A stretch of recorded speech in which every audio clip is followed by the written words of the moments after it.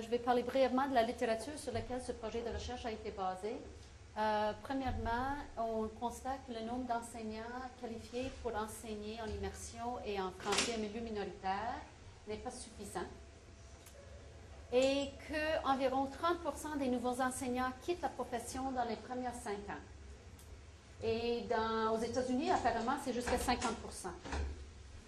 Apparemment, les nouveaux enseignants quittent à cause des conditions du travail, manque d'appui au début de leur carrière et une formation initiale inadéquate.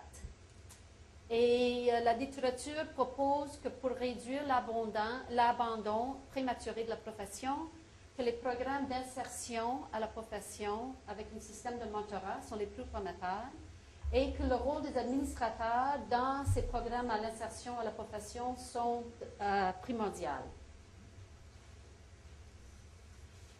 J'ai 5 objectifs de recherche. Premièrement, je voulais déterminer le taux d'abandon chez les nouveaux enseignants diplômés d'un programme de formation exécuté davantage sur le terrain, qui est notre programme de formation des enseignants au Manitoba, au Collège universitaire de Saint-Boniface.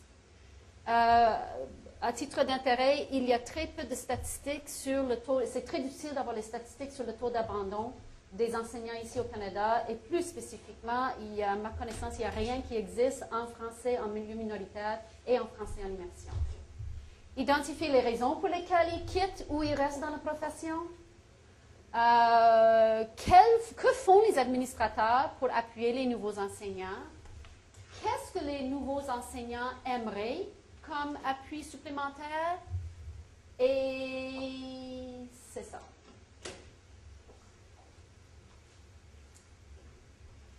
Oui, puis le 5e objectif, c'est de demander aux 2 groupes, les administrateurs et les diplômés de notre programme, qu'est-ce que nous pouvons faire pour améliorer la formation initiale qu'ils ont eue au Collège universitaire de Saint-Boniface. Le contexte de la recherche,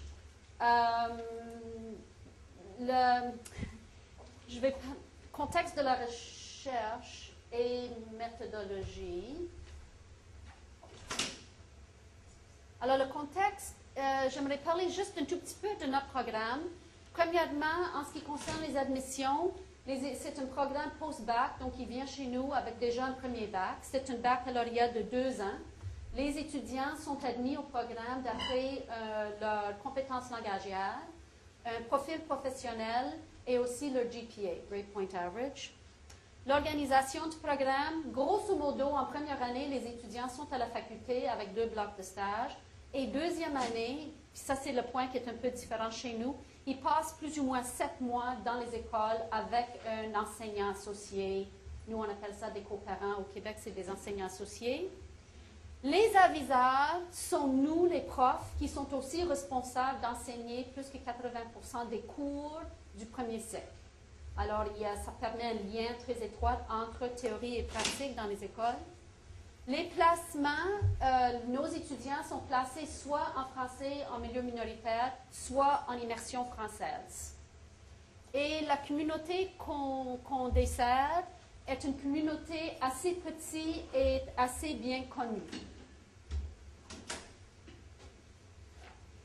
Cette année, juste à titre d'exemple, nous avons gradué 45-46 diplômés. Et chaque année, on rentre à peu près 45 à 50 étudiants dans notre programme. La population pour l'étude, c'était les nouveaux enseignants. J'ai envoyé 207 demandes et j'ai eu un retour de 63% pour les questionnaires. Et aussi avec les nouveaux enseignants, j'ai passé 5 entrevues. En ce qui concerne les administrateurs, il y avait 126 administrateurs qui étaient responsables soit des programmes d'immersion, soit administrateurs d'une école en français en milieu minoritaire. Alors, sur un total de 126 administrateurs, j'ai eu un taux de retour de 61% qui ont répondu au questionnaire. La collecte des données. C'était une collecte de données visée explicative utilisant une méthode mixte quantitative-qualitative. En autre mot, j'ai préparé des questionnaires pour les enseignants, les nouveaux enseignants, et par après, j'ai passé quelques entrevues dépendant d'analyse de questionnaire. Je vais vous expliquer ça tantôt. Et pour les administrateurs, les questions pour les nouveaux enseignants étaient telles que quels ont été tes défis, quels sont les facteurs qui ont facilité ton insertion dans la profession, quelles sont les mesures qui auraient pu t'aider, quels sont tes plans de carrière, pourquoi as-tu quitté la profession, le cas échéant. J'aimerais aussi mentionner que quand je dis nouveaux enseignants, c'était des enseignants de 1 à 5 ans d'expérience. La question à développement était, peux-tu parler de ton expérience dans le programme de formation exécutée davantage sur le terrain? Maintenant, pour les administrateurs, il y avait des réponses courtes avec possibilité d'écrire des commentaires. Quels sont les défis des nouveaux enseignants? Quels sont les facteurs qui ont facilité leur insertion? Aussi, je leur ai demandé c'était quoi leur perception des compétences de nos finissants. Donc, il y avait une échelle ordinaire de 5 points. Et les questions et développement étaient à savoir qu'est-ce que vous faites pour appuyer davantage les nouveaux enseignants? Qu'est-ce qu'on peut faire pour mieux appuyer les nouveaux enseignants? Et encore une fois, pour eux autres, qu'est-ce que nous, à la faculté, on peut faire pour améliorer notre programme? L'entrevue, les questions de l'entrevue étaient basées sur les résultats des questionnaires. Vous allez voir tantôt que les nouveaux enseignants ont dit que la chose qui a facilité leur intégration à la profession était l'appui des collègues premièrement et leur formation deuxièmement. Ils ont dit qu'est-ce qu'ils aimeraient avoir comme aide supplémentaire. Ils ont dit un programme de mentorat et plus d'appui des administrateurs. Donc, j'ai choisi 10 participants pour passer des entrevues basées sur leur réponse à ces facteurs-là. Donc, 5 ont été d'accord de participer aux entrevues. Donc, les questions de l'entrevue étaient de quelle façon as-tu bénéficié de l'appui? En d'autres mots, qu'est-ce qui a fait en sorte que tes collègues t'ont appuyé? Peux-tu me parler de ta perception de rôle de l'appui dans l'insertion? Alors, tout ce qu'il y avait autour de l'appui des collègues.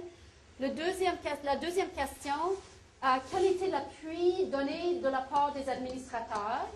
Et finalement, parce qu'ils ont dit que leur formation était très importante dans leur insertion à la profession, je leur ai demandé de parler un peu de la formation initiale.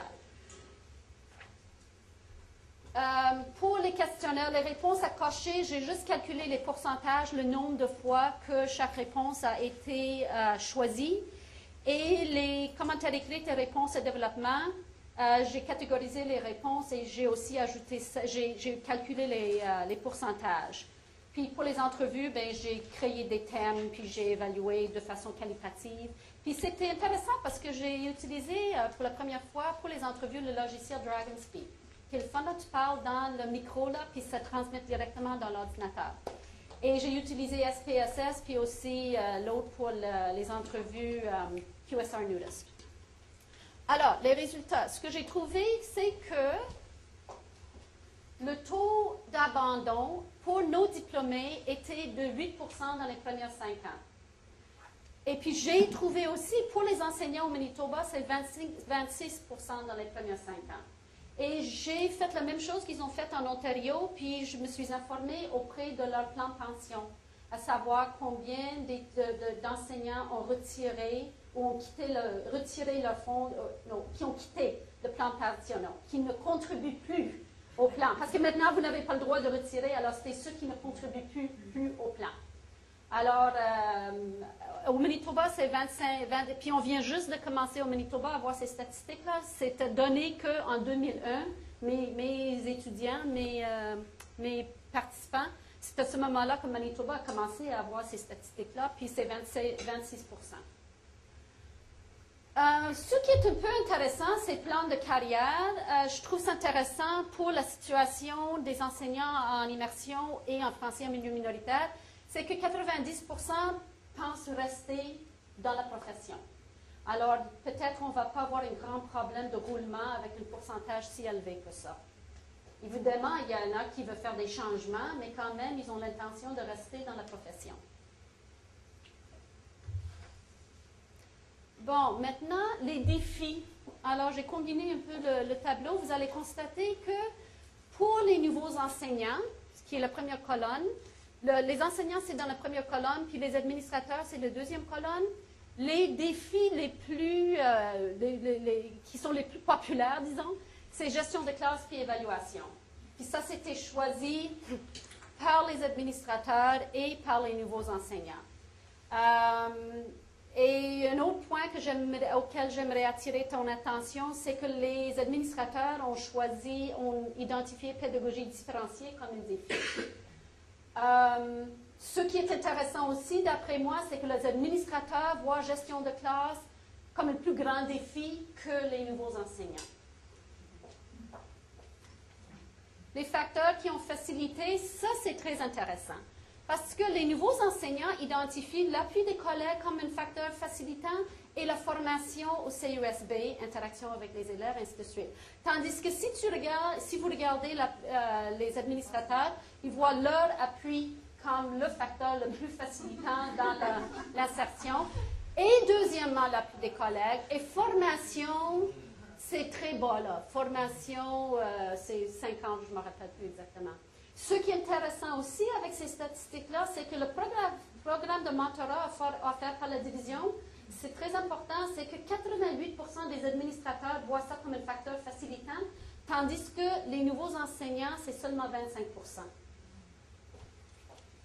Qui me fait penser, je vais dire ce commentaire tout de suite là, c'est que les administrateurs mettent trop d'importance pour l'insertion au programme, puis programme, c'est dans le sens très très large là, au programme de mentorat, ils contrôlent là-dessus, qui n'a pas nécessairement un effet chez les nouveaux enseignants. Tous les administrateurs disent qu'ils font quelque chose pour appuyer les nouveaux enseignants, et c'est surtout prévoir une session d'orientation et assure la disponibilité des ressources. Alors, voici un peu les pourcentages de différents genres d'appui, mais tout le monde a répondu à cette question, puis tout le monde faisait des choses pour aider les nouveaux enseignants. Ce que les enseignants aimeraient comme appui davantage, c'était un programme de mentorat et une administration plus attentive. Alors, c'est intéressant que les administrateurs, 99% disent que, et puis que les nouveaux enseignants aimeraient avoir plus d'appui.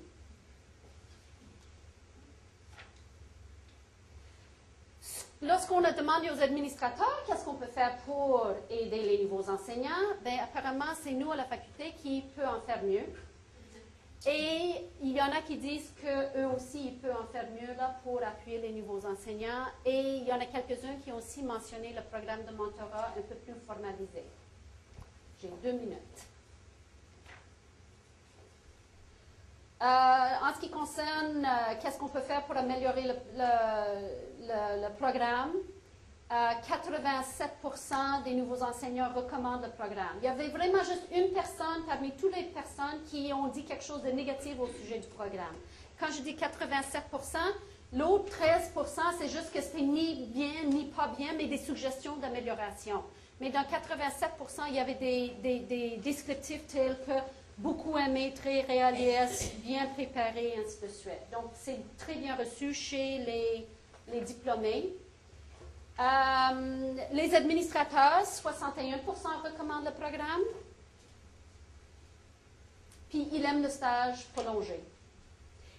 J'aimerais dire aussi, là, j'ai oublié de vous mentionner à cause de temps, là, en ce qui concerne la gestion de classe, quand on regarde plus spécifiquement les commentaires par rapport à la gestion de classe, c'était surtout les difficultés ou les défis avec les enfants avec besoins spéciaux. Parce que nous, au Manitoba, l'inclusion est très, très répandue. Et les enseignants chevronnés ainsi que les nouveaux enseignants voient ça comme un grand défi par rapport à la gestion de classe. Les compétences, de façon générale, si vous regardez à la droite, les administrateurs trouvent que les diplômés ont des compétences solides ou assez solides dans tous les domaines, sauf qu'ils sont partagés par rapport à l'évaluation, gestion de classe et pédagogie différenciée. Mais à part ça, là, ils trouvent que nos diplômés sont assez solides ou très solides. Donc, pour conclure, l'abandon des nouveaux enseignants de ces enseignants ici, de ce programme, ne semble pas être un problème qui contribue à la pénurie des enseignants en immersion ou en français en milieu minoritaire. Deuxièmement, les nouveaux enseignants vont rester surtout à cause de l'appui des collègues et leur formation. Selon les administrateurs, les nouveaux enseignants restent grâce à leur appui et l'appui des collègues. Et les défis choisis les plus souvent par les deux groupes est gestion de classe et évaluation. Évaluation d'après les nouveaux enseignants, c'est surtout les bulletins. Ce n'est pas l'évaluation formative pendant l'année, là, mais apparemment, c'était surtout les bulletins. Troisième conclusion, tous les administrateurs emploient une variété de stratégies pour appuyer les nouveaux enseignants. Et voici le genre d'appui qu'ils font. Alors, ils font tous quelque chose. Quatrièmement, les nouveaux enseignants et les administrateurs aimeraient avoir plus d'appui administratif et de meilleurs programmes d'insertion. C'est afin de faciliter l'insertion, et les administrateurs aimeraient avoir des améliorations dans la formation initiale, puis spécifiquement, ils aimeraient avoir plus de cours sur la gestion de classe. Les nouveaux enseignants, les administrateurs recommandent le programme de formation exécuté davantage sur le terrain. Ça, c'est la dernière conclusion. Et les recommandations, j'en ai 3, que les divisions scolaires devraient... oh, excusez-moi. Je tourne ma page, mais pas là. Les divisions scolaires devraient garder de près l'appui qu'ils offrent aux nouveaux enseignants et considérer les avantages d'un programme d'insertion à la profession avec une composante de mentorat. Alors, ça, c'est au niveau de la division scolaire. Les administrateurs devraient réévaluer le genre d'appui qu'ils offrent aux nouveaux enseignants afin de mieux répondre à leurs besoins. Alors, ne comptez pas sur les programmes de mentorat ou d'insertion. Et finalement, nous, à la faculté, on devrait regarder les défis qui sont posés par la gestion de la classe, évaluation, et plus particulièrement dans le contexte des enfants avec des besoins spéciaux. Et merci beaucoup au CRHS qui a subventionné la recherche.